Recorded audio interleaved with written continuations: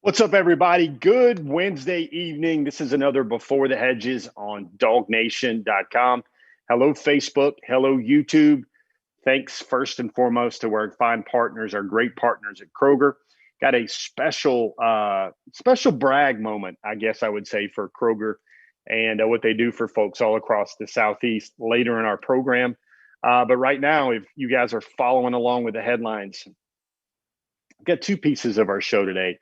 One, as we promised last week, we're going to really stick that pinky toe, not just the pinky toe, but maybe the whole size 13 all the way up to the knee, into a really good look into the pool of the talent pool of top targets for the 2022 class.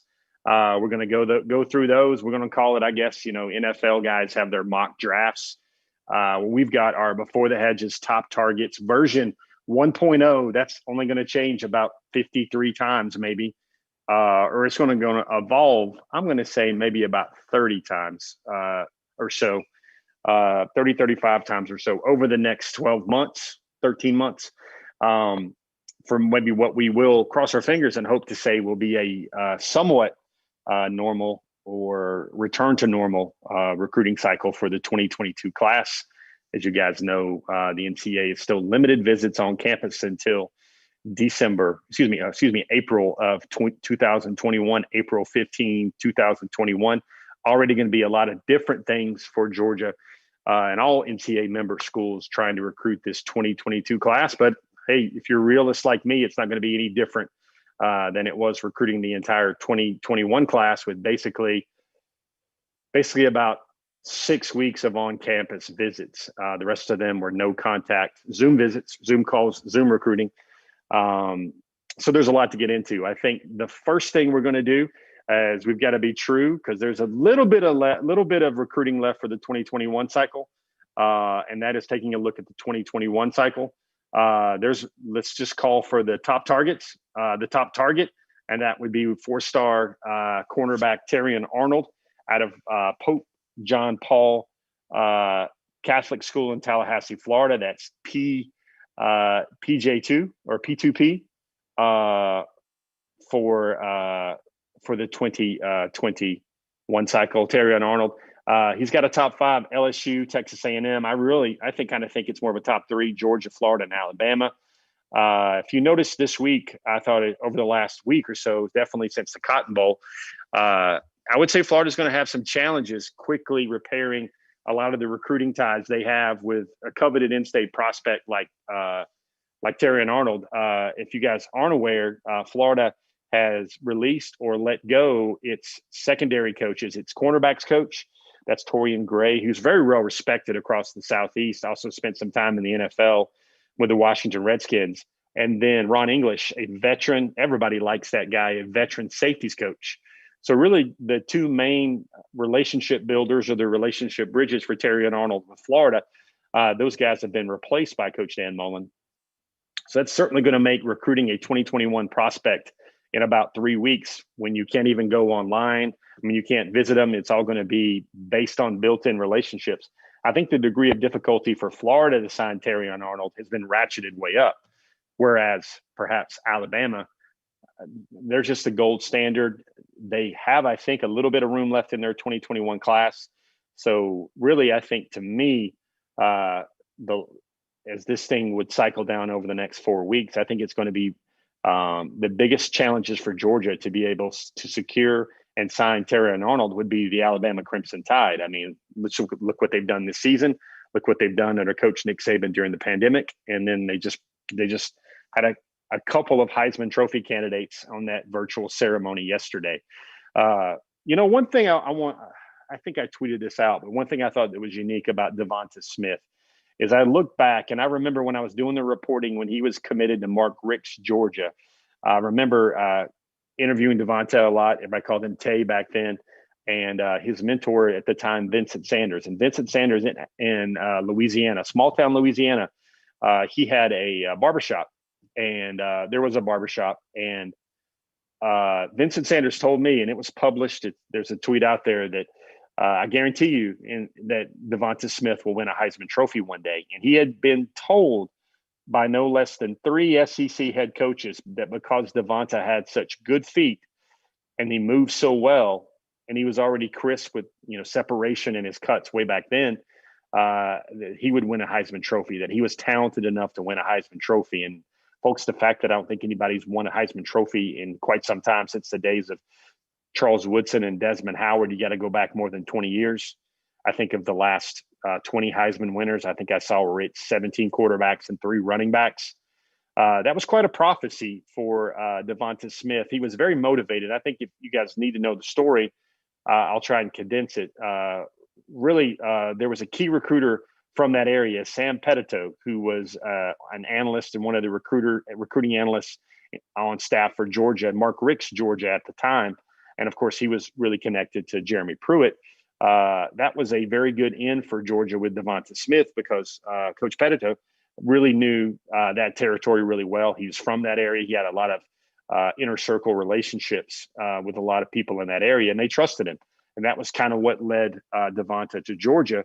And then when Mark Richt's Georgia was no longer a thing, Jeremy Pruitt was soon hired by Alabama.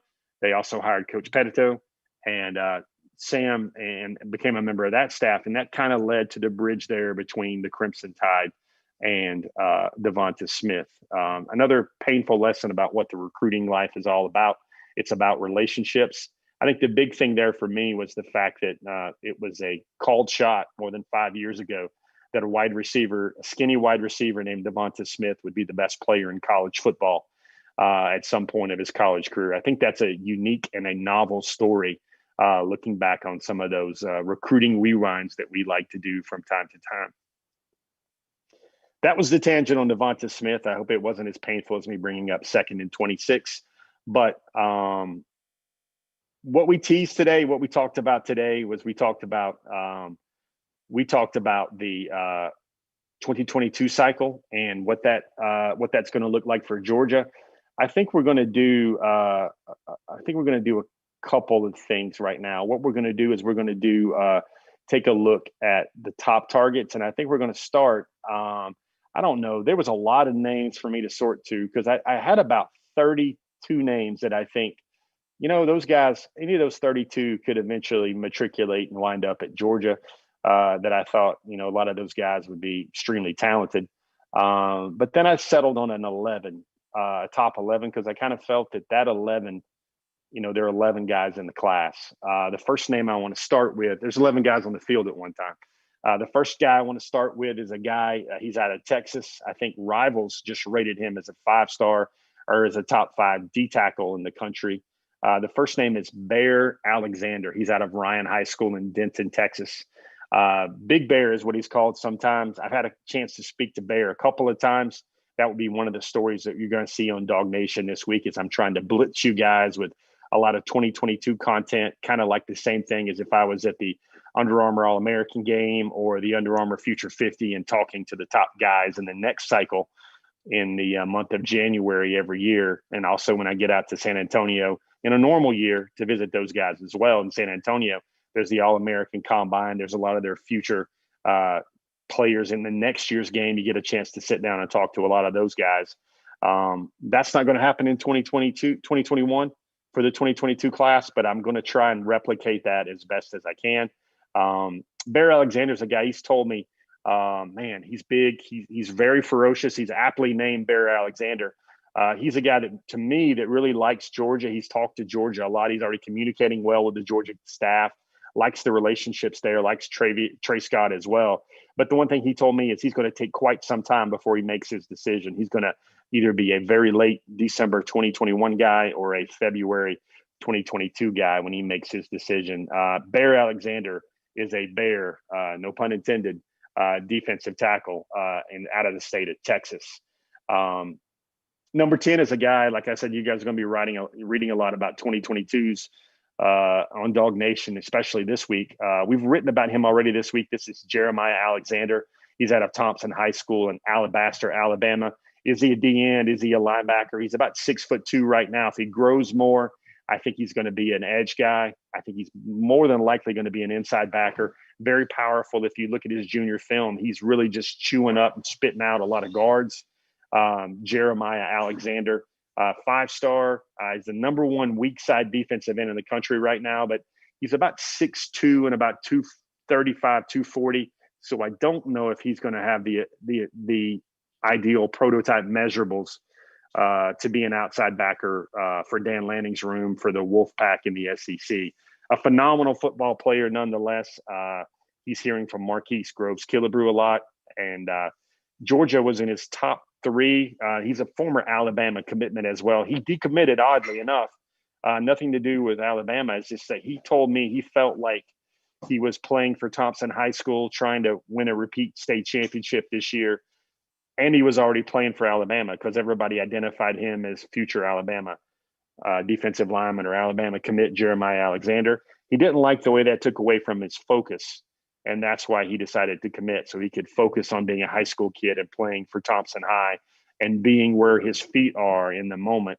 And he knew college football would get there. So that's an uncommon thing. I'm not really used to hearing a young man describe it quite that way and the feeling they had, but that's what felt right for Jeremiah Alexander. Number 9 on our list, it's a defensive tackle. I know everybody likes those big defensive tackles. Travis Shaw, I think he's the number 2 rated defensive tackle on the 24/7 Sports Composite. He's out of North Carolina, Grinsley High School. That's the Greensboro, North Carolina area. We all know how well Travion Scott does in the Carolinas, especially North Carolina and South Carolina. Nation's number 2 defensive tackle. That's a guy that really looks like a special player in the 2021 class. Of course, Clemson, South Carolina, Tennessee, Auburn, Alabama, all those schools are really on him as well. But I think Georgia's done some good work with him early on to get him in that position. Number 8 on our list, and man, these guys just keep getting better and better.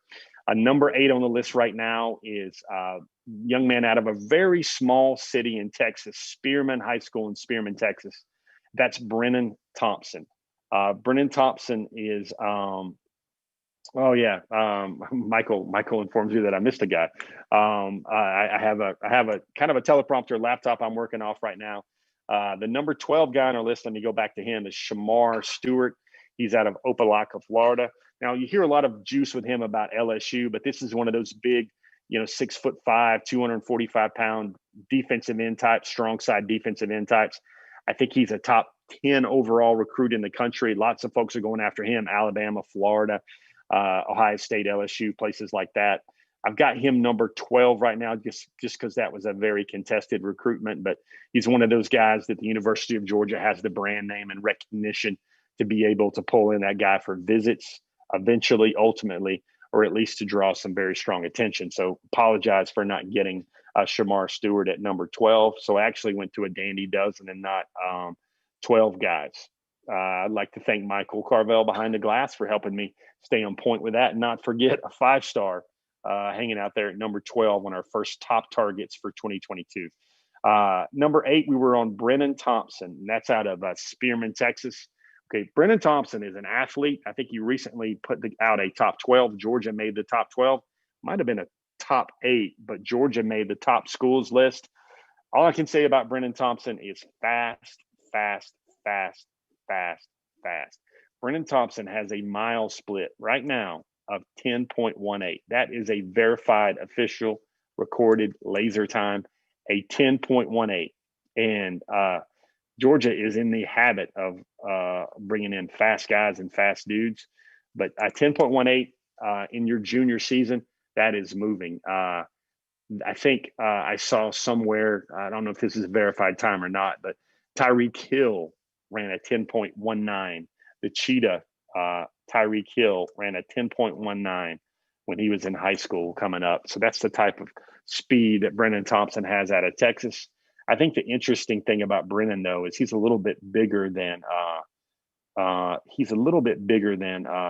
Cheetah, obviously at Kansas City. A little bit bigger. I think he's about 6'1", 175 pounds or so. He's a top 60 overall recruit. And he can really fly. I think he's rated as an athlete right now. You would look at him on either side of the ball. I think the big thing that Georgia needs to get in its 2022 cycle is they need to get a lot of playmakers on the edge, especially playmakers at receiver type guys with balls in their hands, getting the ball in their hands and just making guys miss. That's why Brennan Thompson actually has Georgia in his top 12. That's Clemson, Nebraska, Auburn, Texas A&M, Texas, Stanford, Oklahoma, Oklahoma State, Alabama, Oregon, Georgia, and Texas Tech. So that's quite a novel top 12. But Brennan Thompson comes in at number 8 on our first top targets list of 2000 for the 2022 class. Now, number 7 is a name. I know you guys know this. He's currently committed to South Carolina. But for me, I still think the biggest quarterback target for Georgia on Georgia's mind would be Gunnar Stockton out of Raven County. Gunner's set with another year like he's had for his first 3 years to basically own the Georgia high school passing record book. I think he's somewhere around 9,800 yards right now through 3 seasons. I know he's well over 180, 190 touchdowns by this point. I think 135 or so touchdowns coming in. Just a prolific young man. Gunnar Stockton committed to South Carolina still, even though they had the coaching change right there. I think right now, quarterback's going to be there. It's nothing against Gunner's skills right here. I've got him at number 7, even if he's currently committed to South Carolina. Basically because I think Georgia's in a very good spot right now at quarterback with JT Daniels coming back for his redshirt junior season. And then you've got, Brock Vandagriff signed, set to enroll on January the 11th. And then you've also got Carson Beck there, and also Stetson Bennett, the fourth there as well.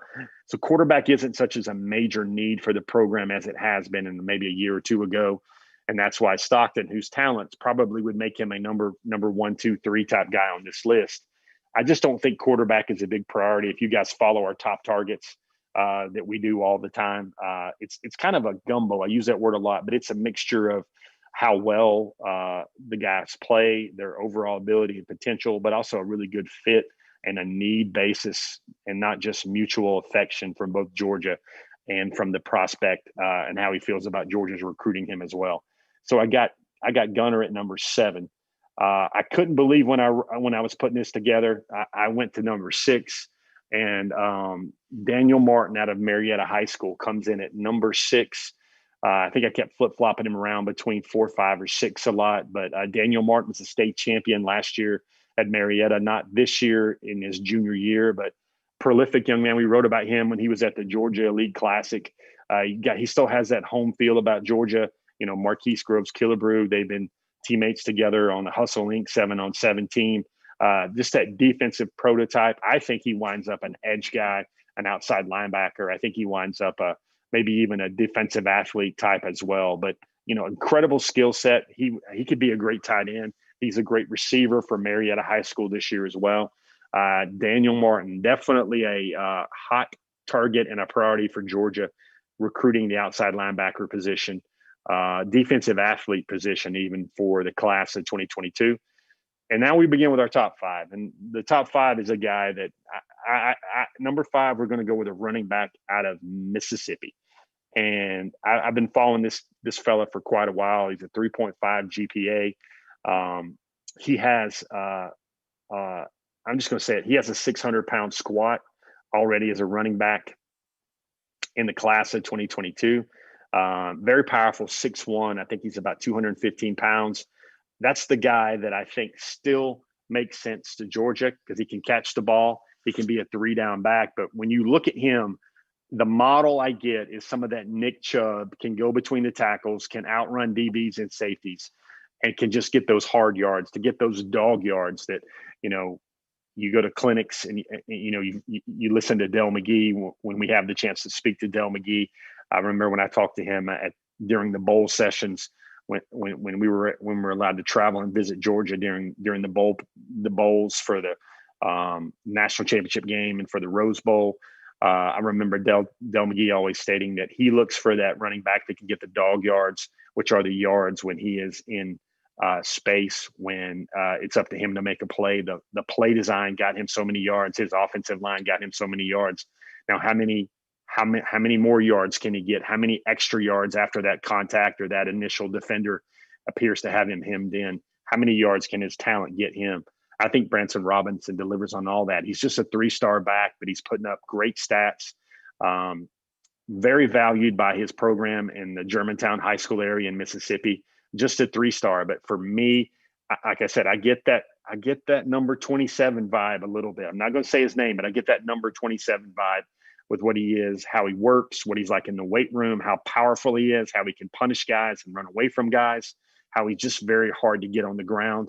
I think Branson Robinson would be an ideal fit for Georgia in the 2022 class at running back, because I do think they got to get 2 guys at running back in the 2022 class.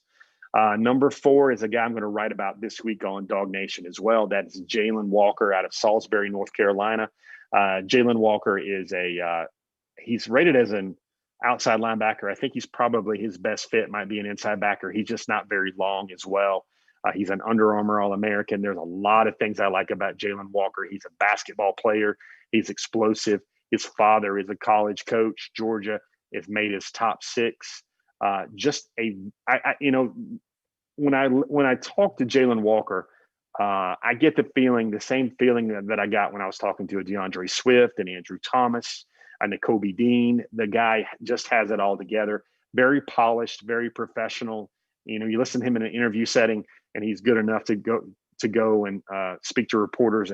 Right now, if he would be a college freshman, his dad is a head coach at the college football in the state of North Carolina, at a lower tier program, not a Power 5 program or anything like that. Just really has his head on straight. He's really got a strong head on his shoulders, but he's throwing down dunks on the basketball court. He is a physical defender, knows where to be. He brings his pads. He plays well. He plays like the son of a college head coach. Jalen Walker, Georgia's in his top 6. Jalen Walker, if you will recall, he was the guy for the Vanderbilt game that was scheduled to come and wanted to do one of those buy a ticket, no contact visits as well. And then when the Vanderbilt game was canceled, Jalen Walker still found his way, still made the trip with his family to check out, what Athens looks like on a Saturday, look around the community, walk around the campus. Jalen Walker, he is number 4, very impressive young man. Number 3 on our list, and I guess I want to say a lot more about these top 3, top 4 guys, but I know I got to keep some pace to our show tonight. Number 3 is a 5-star running back, Emmanuel Henderson. That is the number 1 running back in the country, out of Geneva County High School in Hartford, Alabama. 3-down running back, guys. He played. This is how good Emmanuel Henderson is. Emmanuel Henderson was bothered by an ankle sprain. His legs bothered him all his entire junior year, and yet he still put up 1,600 yards and about 18, 19 touchdowns. He wasn't at his best. He probably played most of the season until very late at around 80, 85, 90%. And he still was able to put up all-state type numbers. And he's rated as the nation's number 1 running back on the 24/7 Sports Composite for the 2022 class. Like I said, he's got a guy with a skill set. He's kind of more of that Swift, a bigger Swift, more of a Sony Michel type back. I still see Georgia trying to look for that thunder and lightning, an example of each, even in Todd Monken's offense. But I do think the passing game skills of like a Branson Robinson, and then the passing game skill set of an Emmanuel Henderson are elevated compared to maybe a lot of the backs Georgia has recruited over the last 4 or 5 years. Emmanuel Henderson is from Hartford, Alabama. That's in lower Alabama. He's almost at the state line there. In like the Dothan area, right near Florida, not too far away from Xavier Sori. And Emmanuel has actually told me that he knows through a family friend, through a cousin or something like that. He actually knows Xavier Sori there a little bit as well.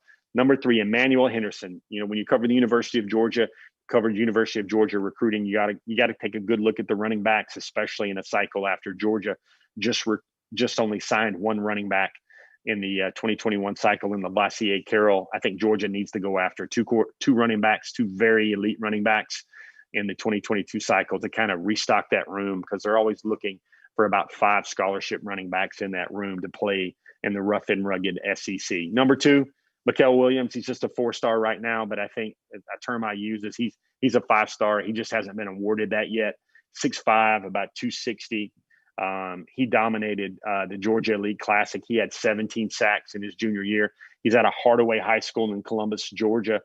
Dell McGee, that name's coming up a lot today. He is recruiting Mikael Williams. Mikael Williams came out with his top 10 on New Year's Day, like he said he was going to. We spoke to him late November, I think, late October, November, when we got to see him play on a Thursday night, dominated. But Mikel's interesting because I think he can be a D tackle, he can be a D end. I think he could even be an offensive tackle if he wanted to be. Mikel Williams, it tells me he's got a specific commitment date in mind. I think that's in August. He wants to do that to honor his family. He also would come down to a top 3 maybe sometime in May. That's what he's thinking right there. So Mikel Williams has kind of got a plan in mind. He's got, it sounds to me Clemson is a school that he really likes. I know his family has a lot of support for the Alabama Crimson Tide as well, as they should, considering what the Crimson Tide have done over the last 4 or 5 years, 8, 9, 10, 11, 12 years, excuse me. Number 1 guy on the list, let's get to number 1. That is Malachi Starks out of Jefferson High School. What can you say about this guy? Malachi Starks is a 5-star. He plays quarterback in a run-heavy offense at Jefferson High School. They made it all the way to the state championship game. It was a great effort against Marist. Malachi, as you guys will read about in the coming days, wasn't very healthy in that game, but he never made an excuse about that. He never let it be known about that. Malachi is a guy that, to me, I think he's not going to grow enough to be an inside backer or a linebacker. I think he's just going to be a brilliant all SEC type safety. And Malachi is the type of guy that I could see going to an SEC media days. He, to me, epitomizes what you're looking for to anchor a program around, to be that all everything safety, physical, smart, represent the program well, always do the right thing. This young man has exemplary character on and off the field, and I think previous stories we've written about Dog Nation really conveyed that and really showed that. But for me, with the stuff I've written about him so far, about being influenced by tragedies in his life and wanting to honor folks he's lost, and just to be a good big brother, that was really just the tip of the iceberg about the Malachi Stark story. And I'll have the privilege and the honor of sharing that with you guys in the next couple of days. Malachi Starks has a top 3: Alabama, Clemson, and Georgia. He told me recently, after that loss to Marist in the state title game, that he hasn't really spent a lot of his focus thinking about recruiting, because there's really no recruiting to take place while you're trying to win a state championship. And he thought maybe his thoughts would drift towards recruiting now, that he has some free time after his junior season is over. Malachi Starks is about 6'2", about 200 pounds, very fast. I think he's a high 4.4 type speed, lots of range, a lot of ball skills. He can make a lot of plays at receiver. He's a quarterback. I think one of the most brilliant games you'll ever see is in the semifinals. He ran for 300 yards, 4 touchdowns. I think he threw a touchdown, and then he picked off a pass in the final 2 minutes to ice the game and to seal the game for Jefferson High School and the Dragons. I think I'm going to say this because I think it's what I feel. I've been covering the Georgia recruiting beat for about 5 or 6 years now, and I'm going to say I can't think of all around total package. I can't think of 5 or 6 more players that I've been more impressed with than I am with Malachi Starks. He is the total package, and that's why he's number 1 on this list. Malachi Starks out of Jefferson High School just carries himself the right way. So many positive things I've heard about him. I've had some time to spend some time around the Jefferson High School program this year, and man, everyone just raves about this kid. Like, he's the guy that you want to see all that God-given ability blessed with, because he's going to do the right things with it, and he's going to better his community. So right there are your top targets. And I know I probably spent a lot longer than you guys thought. Now there's another list of big names. I whittled this down. I think the number for me could have been higher, but I whittled this down. There's a couple other names in here. I think I went a little too deep on quarterback. I went a little too deep on running back, but I think the big names to know, aside from those guys in the class, let me just roll through them. Number first, and these are in alphabetical order, of course, Katron Fatman Allen. That's a running back out of IMG Academy. Folks that have covered that program and watched that program over the last couple of years, Katron will be spending his 3rd season at IMG Academy this fall. And for a lot of folks, the last 2 years, his highlights have been every bit as impressive. And he's kind of been the feature back, or the co-feature back, as well as Lavassier Carroll, the extremely talented, top 115 overall prospect, Lavassier Carroll, in the 2021 signing class. The next name is Kojo Antwi. That's out of Lambert High School in Swanee. Kojo recently dropped his top 8. Georgia was in there. Big receiver, fast receiver. I think Georgia obviously needs to have a lot of home run hitters and a lot of special athletes in their 2020 class at receiver, because I don't think they did that in the 2021 class. Just, those game-breaking dudes with the momentum they had from 2019 with Pickens and Blaylock, and then 2020 with Arian Smith and Marcus Rosemy-Jacksaint and Jermaine Burton, and then Justin Robinson. I just don't think that the athlete, the pure game breaker, been the man, done it on the field, unstoppable type film. I just don't think Georgia got that at the receiver position in the 2021 cycle.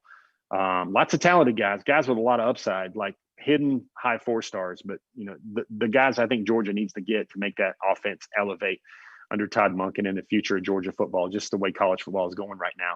I really think they need to get more playmakers, guys that are special with the ball in their hands.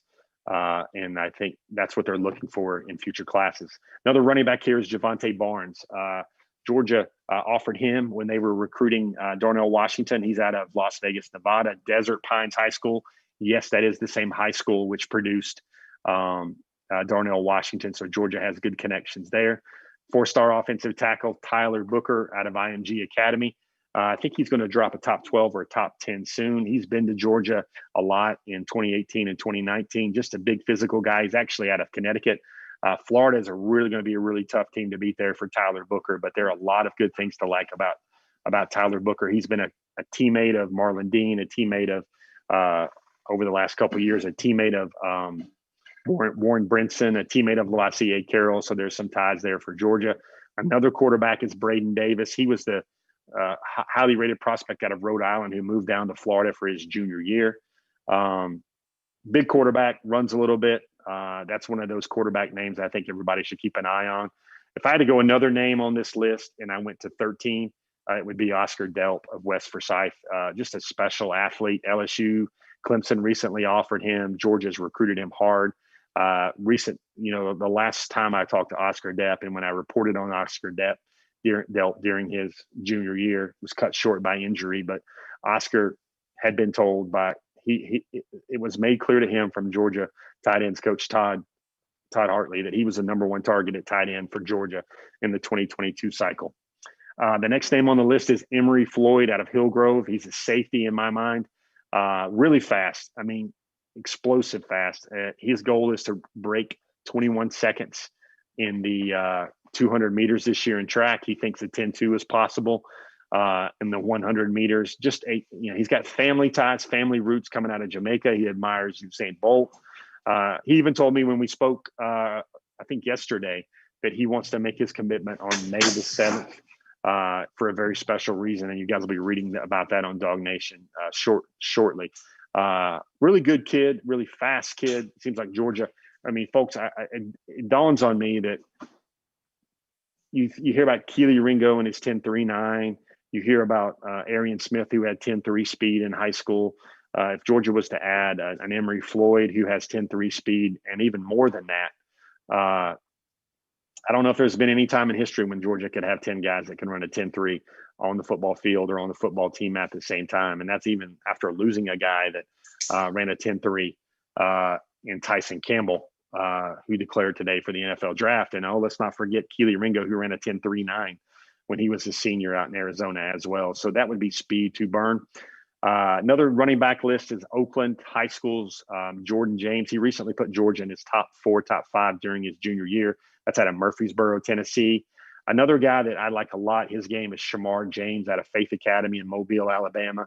Shamar, obviously it's in Alabama country and Auburn country, but he's a guy that can throw the ball 50 yards. He can play receiver. He can long snap. He can be a great defensive player. He's rated as an athlete. He's one of the top 100 players in the country. Very intelligent young man. I think he has a good connection with a former alumni of Faith Academy that's now on the coaching and personnel staff at UGA, and I think that gives Georgia a really good chance in his recruitment. The next name on the list, I think, might even be the biggest wide receiver that I really like in the 2022 class. That's 4-star wide receiver A.J. Johnson. That's out of Newman High School, Isidore Newman in New Orleans, Louisiana.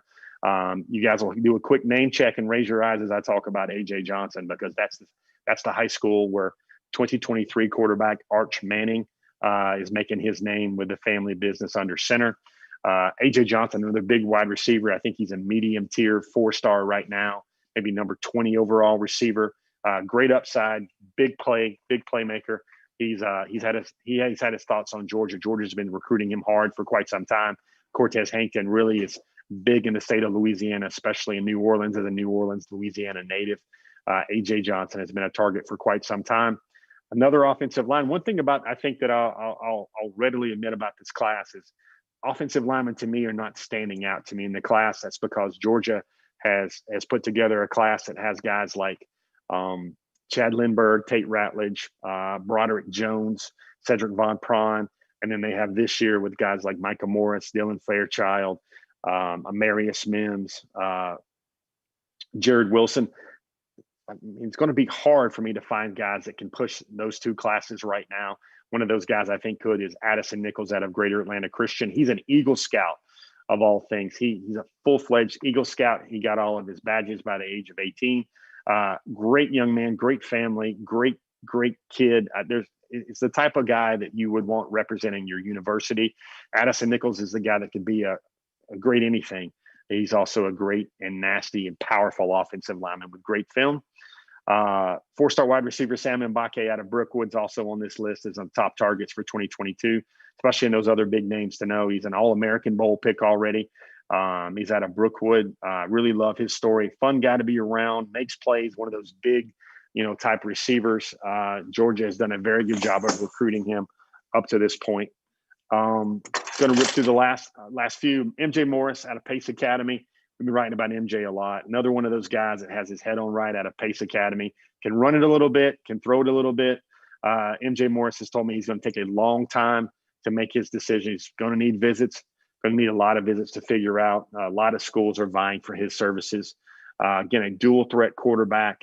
Plays some baseball as well, wants to play baseball in college. Georgia has long been recruiting him and talking to him. Another name, Kristen Miller out of Cedar Grove in Ellenwood, Georgia, is another guy that can kind of play offensive tackle or defensive line. Very outgoing young man. He's the type of guy when you meet him, you're immediately struck by his charisma and the shine and the life between his eyes. He's a nasty D tackle out of Cedar Grove High School. A lot of good defensive linemen there at Cedar Grove High School. Great program there at Cedar Grove High School. I mean, really, he's the type of guy that you could sit there and, if it was anything, if even he wasn't 6'4" and 275 pounds, with great work ethic and great tenacity and a great desire. Plays some basketball right now. He runs track. He throws the shot put. Seems like an ideal guy that checks all the boxes for what Kirby Smart and Travion Scott are looking for their class. Really connected with Tyree West. Those guys want to play together. Also connected with Mikael Williams. Those guys casually refer to each other as family all the time. They would really like to play together. Recent LSU decommit, Kamari Rogers. He's a cornerback out of Lexington, Mississippi. He also makes the list. I think he's a top 7, top 8 cornerback in the class. 5-star Keon Sabb. He's the number 1 safety in the country. Of course, that's going to be a hard pull for Georgia out of Williamstown, New Jersey. He recently had Georgia in his top 15. Keon Sabb, number 1 safety in the country. Another offensive lineman I really like in this class is Quayshawn Sapp out of Lee County in Leesburg. No official ratings for him yet. I just know him to be a great center interior line prospect, a guy that would readily play it all. He's also really tight with Tyree West. Wouldn't mind playing with Tyree West as well at the next level. He played for Lee County, which had, I think, perhaps one of the most thrilling games in the Georgia High School State playoffs. A guy that can play up and down, very physical up and down the line. Really like his game a lot. And lastly, another running back, Tevin White out of North Stafford High School in Stafford, Virginia. Guys in Virginia didn't get yet to have a football season. Their season's going to take place in the spring. Very odd for me to say that. I like Tevin White's game. He's another guy that can play all 3 downs, can catch the ball out of the backfield. Big back. I think he's well over 6'2". And for anybody that liked 90s R&B like I did, he was actually named after Tevin Campbell of all things. Tevin White, named after Tevin Campbell. Can we talk about the 2021 recruiting class? I don't know. Can we talk Tevin Campbell, that old hit? He was named after Tevin Campbell. Guys, that is the first really good run through. We stretched our legs talking about the 2020 recruiting class. It's already time to get excited about these new names for the 2021 cycle. You guys have a question about that, make sure you drop it or a name. You make sure you drop it in the YouTube feed, the Facebook feed. I had to speed through a lot of information. You hadn't seen me pick up my phone yet, but I will take some time in the back half of our show to review a lot of questions and to facilitate a lot of answers to your questions. But right now, Jeff's been talking a whole lot, and it's time for what I call, always with my producer behind the Zoom, so to speak, that would be Michael Carvel. It's time for us to take a look at our special message each week from Kroger. Everybody wants to go Krogering, yet Kroger took care of everybody during the holidays, making sure those tables were full and those families were fed. Check out this message this week from Kroger. We'll get back to the show in just a moment, but first, a quick word from Kroger. Kroger has made shopping for the groceries and household essential items that you need even easier by offering free pickup. Just shop online, choose a pickup time convenient for you, and Kroger will carefully pick out your order and bring it to your vehicle when you arrive. So the next time you're ready to shop at Kroger, take advantage of the free pickup. It's just another way that Kroger is fresh for everyone.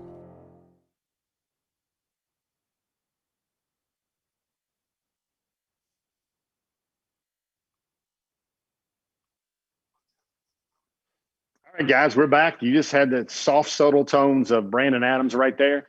That was the first half of our show, taking a long look at all things 2022 recruiting cycle. Lots of names to get through.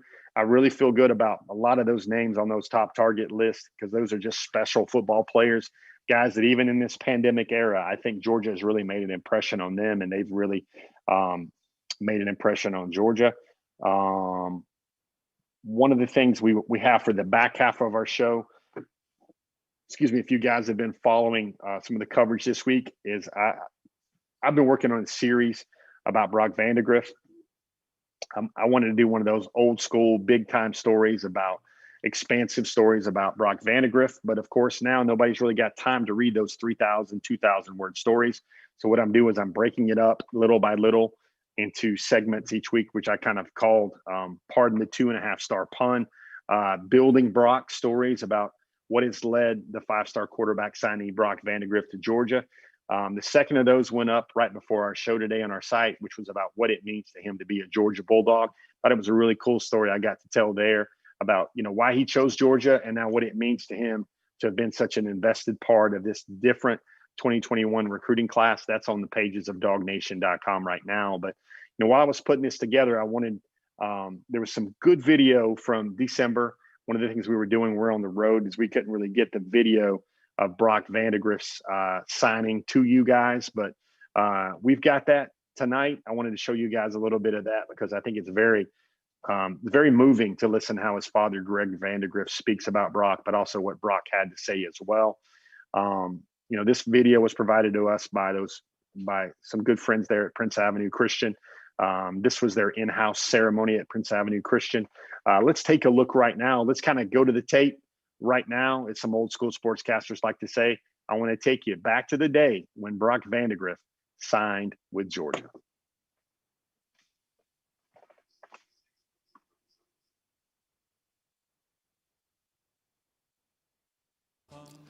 Good morning, everybody. Happy to have y'all here. This is an exciting day for two families and an exciting day for our extended family at Prince, and we're just happy that you're here.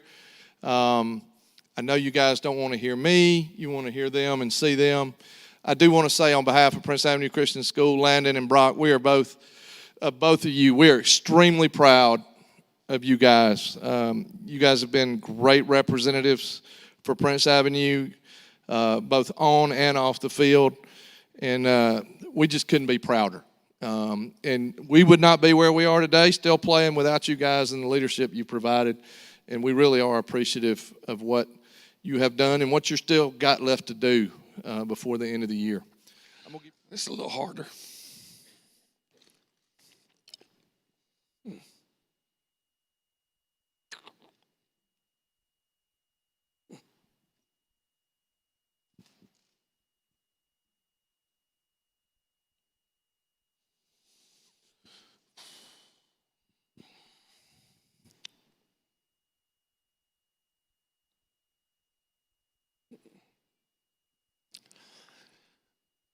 Brock, I want to congratulate you. As a seventh grader, when your mother was mad because you're terrorizing your sisters in the morning and said, he's going with you to work at 6 a.m., she didn't know you was going to fall in love with the weight room. And she didn't know that after 3 weeks, she looked at me and she said, look, he don't have to do that anymore. I said, okay, I'll tell him. And he decided, no, I like it. We're going to do this. And from, just that seventh grade of going to the weight room and, again, football was just fun and sports were just fun. And, you saw these other young men working hard. And I'm sure through many conversations with people in your life that you just looked at it and said, you know what? I'm going to challenge myself to be the best I can. And you've done it. And I want to congratulate you for that. And, what you've done for us here at Prince, from me telling you you're going to be a receiver your freshman year, and you looking at me like, okay, Dad, I trust you, and just doing a good job, and just, again, probably career records here at our school that'll never be broken, except for Philo. He's going to break them, all right? But, career records that may never be broken, and if you look at the state records that for most yardage or something, they're all four-year starters. And so you've done a great job. You've represented us well. You've played hurt. You've played injured. You played injured the whole year. And you haven't done anything you wouldn't expect, that you wouldn't ask of your teammates. You played hard. You played injured. I think you showed and represented that well to your teammates, and that's all I can ask as a coach, and more than I can ask as a father. And I'm saying congratulations. Go to Georgia. Do the best you can. Get a free education. Your mom and I will be there every weekend. And thank you, son. I appreciate it.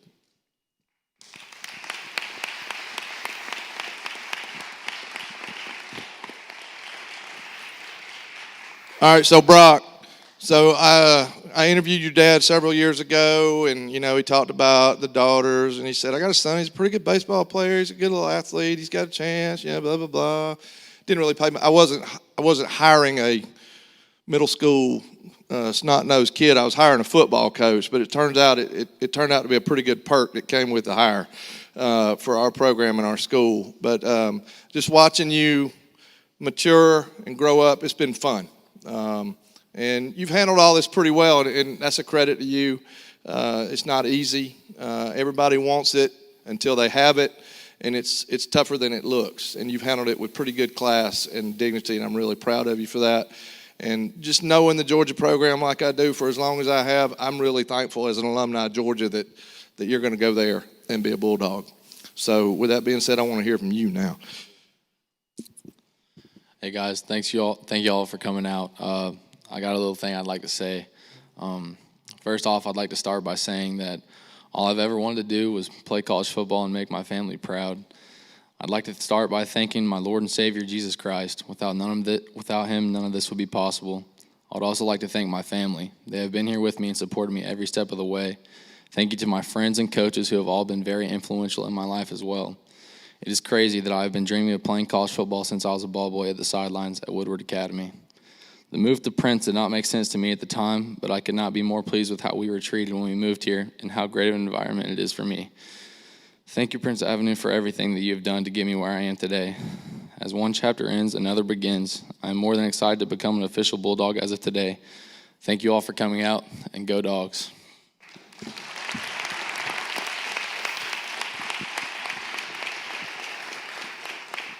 Okay, so Brock, let's make it official and go ahead and get your signature and get this out of the way.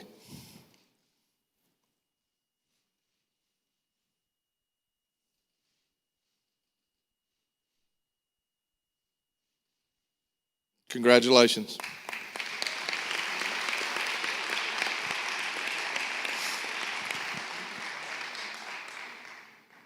Both these schools are getting great kids, and I'm super excited for the schools, but I'm really super excited for these kids, and I know you parents are really happy.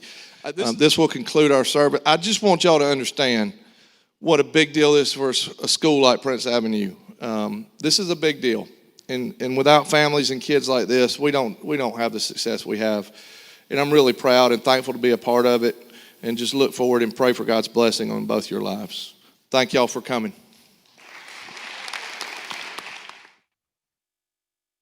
All right, guys, that might go down in history one day. You can remember the time on Before the Hedges on Wednesday night, brought to you by Kroger, that you saw the day Brock Vandagriff signed with the UGA, and that was not intentional poetry or whatever. Sometimes the fellow that's doing all this talking about recruiting, college football recruiting for the University of Georgia, the guy that does that every Wednesday night, just kind of gets lucky with a little poetry there. So there you have it. You saw your top targets. I thought it was very emotional. What did you guys think when I think when I wrote about it earlier this week, there was like a 28-second, 29-second pause where Greg Vandagriff, great guy to talk to, great quote, very good communicator, needed a 29-second pause in order to collect his thoughts about his son while also speaking about him as his head coach. I love that story about how he terrorized his sisters, and that kind of sparked was kind of the genesis of his insane work ethic in the weight room. I mean, bench press well over 300 pounds, squat right at 400 pounds, maybe a little north of that now. Well, with the injury, probably not so with the injury, but he was power cleaning 320 pounds this season prior to the injury as well. So I mean, right at 320. I mean, he was kind of gunning for a school record right there. He's set to enroll at Georgia on January the 11th. Some good stuff we've already started to share with everybody on DawgNation.com about Brock Vandagriff. Those huge top targets list, I was able to rip through a lot of the names and kind of formulate the names as I see them in terms of priority, need, everything else for the 2022 cycle. One thing I want to do, and that, guys, the question light, the green light right there, you got questions? You want to ask me a question about anything, I'll do my best to facilitate or come up with an answer I can share, or maybe I can't share. Regarding what's going on in Georgia 2022 recruiting, 2021 recruiting. But I want to take a minute, like I said at the top of the show, to brag a little bit, because nobody asked me to do this. I just heard about this. And, this is the part of our show where we called it online chatter. Not a lot of chatter right now, a few things, but not a whole lot. But one of the things I want to share is this picture first. And there's a story behind this picture. I want to pull up this picture right now. I'm going to call for it. This is from Adel, Georgia. Hope I got my South Georgia dialect on right. Adel, Georgia. And this is a story about, so Dog Nation had this thing a while back where we had the Ultimate Fan contest. And the Ultimate Fan was where a lot of people sent in their stories and shared their stories and about, and the Ultimate Fan, the winner of the Ultimate Fan contest, they got a $500 gift card from Kroger. Well, our team at Dog Nation was so moved. I guess the word is moved, touch, whatever you want to do. But someone in the police department in Adel, Georgia, not a lot of players really around Adel. I think that's Cook County in Georgia. I think if I got my South Georgia towns right. They entered the Ultimate Fan contest, and we were so moved by it. We sent 25 Dog Nation face masks. I don't know if you've seen them yet. They're very limited edition. Maybe I'll show them to you next week. But they're Dog Nation face masks, and I'm sure if you watch Brandon's show all the time, you've seen them. But I think there's a Rose Bowl shot. There's a Sony Michel, Nick Chubb shot. There's a Georgia beat Florida shot where the face mask itself is some great headline or great moment out of Dog Nation's coverage of the Georgia football program. And we sent 25 of those masks down to the department, and those officers loved them, and we appreciate that. We appreciate their support when they pay attention to what Dog Nation does. But they didn't win the $500 gift card, and they just still send us an email of their thanks for the contest, for running it. And the reason why, they wanted to participate in the contest is they wanted to donate that card to a organization called Toys for Cook Kids to feed the hungry. Toys for cook kids. And this just gets me, man. I guess I'm an old softy in my 40 years of age now, right? Over 40 plus years of age, but this type of stuff gets me, especially around the holidays. We flipped that note over to Kroger, and then Kroger in turn sent them a $500 gift card to donate to that organization anyway. I mean, really, guys. I mean, that's what it's all about. That's what it's all about. We got a photo there. There they are, kind of rocking some of their Dog Nation gear. They got a police cruiser there, and that's what it's all about. The chance to help others. I think, without going on some long soapbox or whatever, I think our time here on earth is spent in service to others. It's spent best in service to others. And whatever gifts we have, whatever talents we have in this life, if we can use those to help others, I think that is every day you can do that. That's a very good day.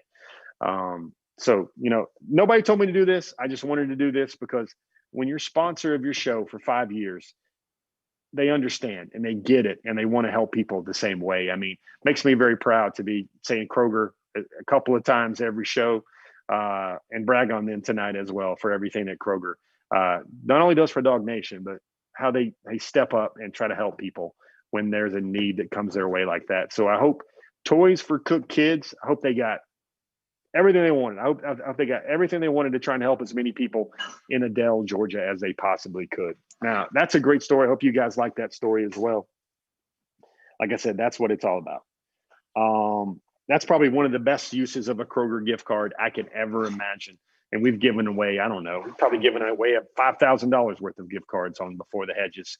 When you think about what we've done over the years and years, weeks and weeks, giving out gift cards on Before the Hedges.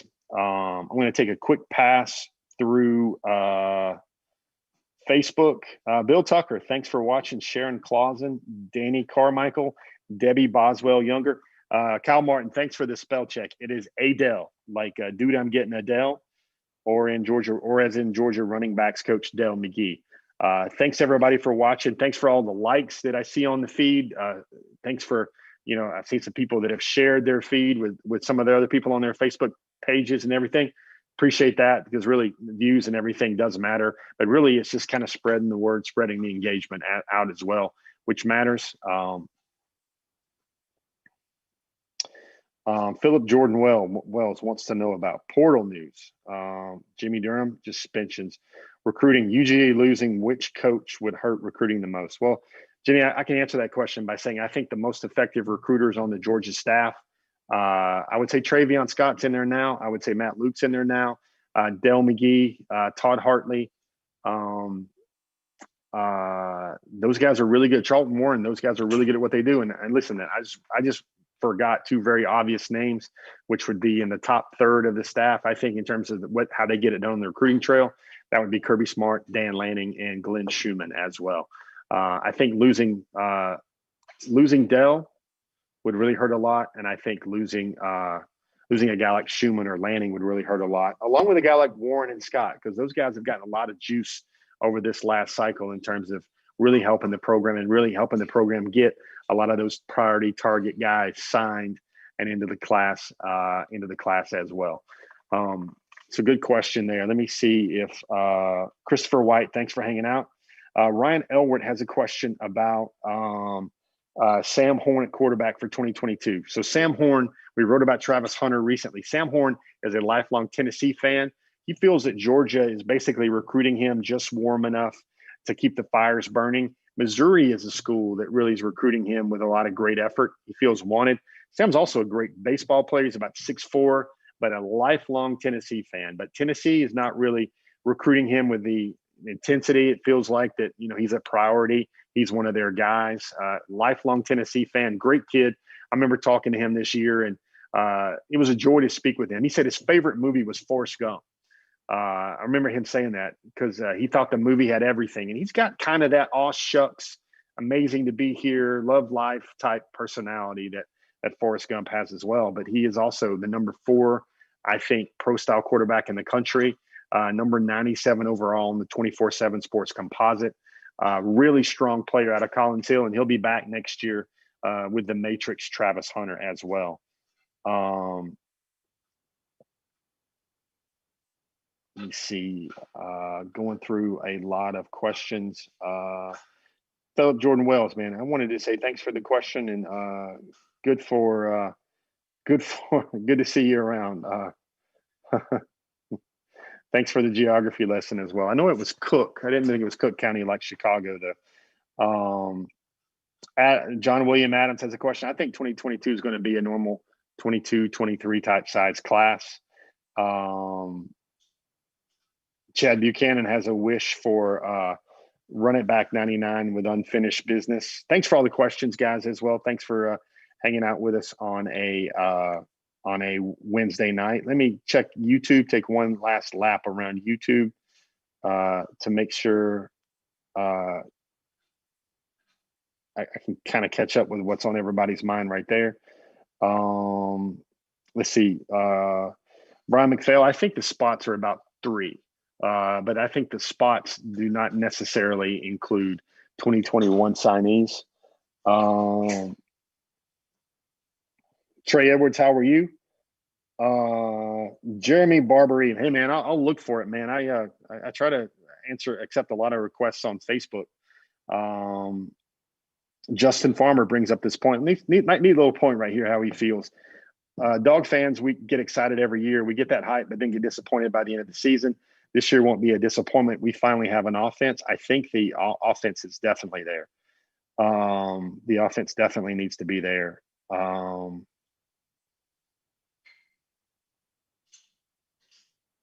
If you guys saw that video we just showed, I'm scrolling through and seeing some questions. I just wanted you guys to see that video of the day Brock Vandagriff signed with Georgia. I wanted to bring it to you earlier in the last couple of weeks, but haven't been able to do that. There you go, guys. It has been another Before the Hedges brought to you by Kroger. We told you about the 2022 top targets. We were able to share some of those initial good stories about the 2022 class. You guys learned about toys for Cook Kids. You guys saw the day Brock Vandagriff signed with UGA. Good things, all things considered. I think this is getting the new year off to a very good start. Lots of good Georgia football news. JT Daniels, Devontae Wyatt, James Cook, a lot of big guys coming back. Sadly, we all knew that Richard LeCount III was going to move on to that Sunday league. I tweeted it out when I saw his announcement. I can't think of anybody that's given more that could possibly pour more of themselves in over 4 years into a football program than what Richard LeCount has for the University of Georgia. Just the definition of a special player to cover, a special player to watch, and a special family to be around as well. I remember the first trips I took down to Riceboro, Georgia, to check out that family, that small community. I learned about Richie driving when he was probably 10, 11 years old, and he wasn't supposed to. Just going to drive the car around to get to the local basketball court. I learned how that special family decided not to celebrate his birthday in a military community on September 11th, because that was a very sad day for our nation. Lots of stories. The stories about Richie, I could write a book one day about Richie, because it would be a very good one. But anyway, that's a Wednesday night. That's been Before the Hedges, brought to you by Kroger. I'm Jeff Sintel. Check us out tomorrow morning. We got Brandon Adams, Dog Nation Daily, 10 a.m. Mike Griffith, Connor Riley, for all the team here at Dog Nation. I want to thank you guys for spending a little portion of your Wednesday with us again. And we'll see you guys again later on the pages of DawgNation.com. Have a great week, everyone.